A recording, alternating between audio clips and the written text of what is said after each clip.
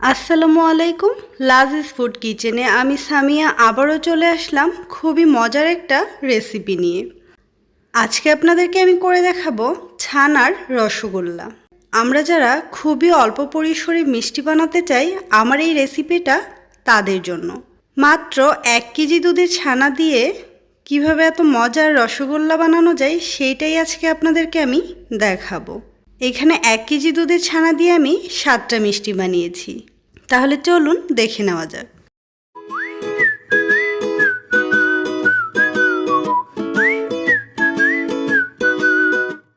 তো আমি দুধটাকে প্রথম জাল করে নিব। তার জন্য চুলায় একটি হাঁড়িতে আমি নিয়ে নিয়েছি 1 লিটার দুধ। দুধটাকে আমি বলক তুলে নিব। দুধটা যখন বলক চলে আসবে সঙ্গে সঙ্গে আমি এখানে 2 টেবিল চামচ ভিনেগারের সঙ্গে আরও 2 টেবিল চামচ পানি মিশিয়ে এই মিশ্রিত পানিটাকেই এখন দুধের মধ্যে ঢেলে দিব। দেওয়ার পর চামচটা দিয়ে হালকাভাবে একটু নেড়ে চেড়ে নিলেই ছানাটা আপনার কাটা হয়ে যাবে। তো এই তো আমার ছানাটা কাটা হয়ে গিয়েছে। এখন আমি এটাকে একটা সুতি কাপড়ের মধ্যে ছেঁকে নিব। তারপর পানিটাকে খুব ভালো করে চেপে চেপে ঝরিয়ে নিব। পানিটা একদম ঝরানো হয়ে গেছে। এখন ছানাটাকে আমি ঠিক এভাবেই হালকা প্রেসার দিয়ে দিয়ে খুব ভালো করে ময়ান করে নিব। এই কাজটা একটু সময় নিয়ে ধৈর্য ধরে করতে হবে। এটাকে খুব বেশি প্রেসার দিয়ে ময়ান করা যাবে না, খুব ভালোভাবে ময়ান করতে হবে। যখন দেখবেন এটা থেকে ঘিটা উঠে আসছে, আপনার হাতটা একদম তেলতেলে হয়ে গিয়েছে, তখনই বুঝতে পারবেন এটা ময়ান করা হয়ে গিয়েছে। আর এখন আমি মিষ্টিগুলো বানিয়ে নিব। তো আমি যতটা মিষ্টি বানাবো ঠিক ততটাই ভাগ করে নিয়েছি। তো একটা একটা করে এখন আমি গোল শেপ দিয়ে মিষ্টিটাকে বানিয়ে নিব।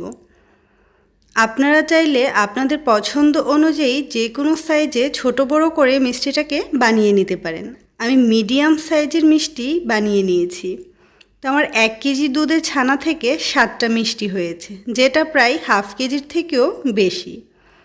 তো মিষ্টিগুলো বানানো হয়ে গিয়েছে। এখন আমি শিরাটা করে নিব। তার জন্য চুলায় একটি প্যানে দিয়ে দিলাম 1 কাপ চিনি, সাথে দিয়ে দিলাম 3 কাপ পানি। এটা একদম পাতলা একটা শিরা হবে। তারপর দিয়ে দিব একটা এলাচ। চিনির পানিটা যখন বলক চলে আসবে তখনই এতে আমি দিয়ে দিব মিষ্টিগুলো দিয়ে আমি ঢাকনা দিয়ে দিব। এভাবেই মিষ্টিগুলোকে আমি 15 মিনিট সিদ্ধ করে নিব। মাঝখানে 1-2 বার নেড়ে চেড়ে দিব। 15 মিনিট সিদ্ধ করে নেওয়ার পর মিষ্টিটা আমার একদম রেডি হয়ে গিয়েছে। তো দেখতেই পাচ্ছেন এটা কতটা সফট হয়েছে। তো এভাবেই এটাকে আমি ওভারনাইট শিরার মধ্যে রেখে দিব।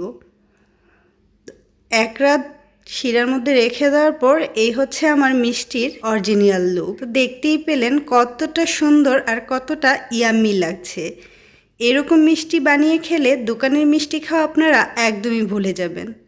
অবশ্যই এটা আপনারা বাসায় ট্রাই করবেন। ধন্যবাদ।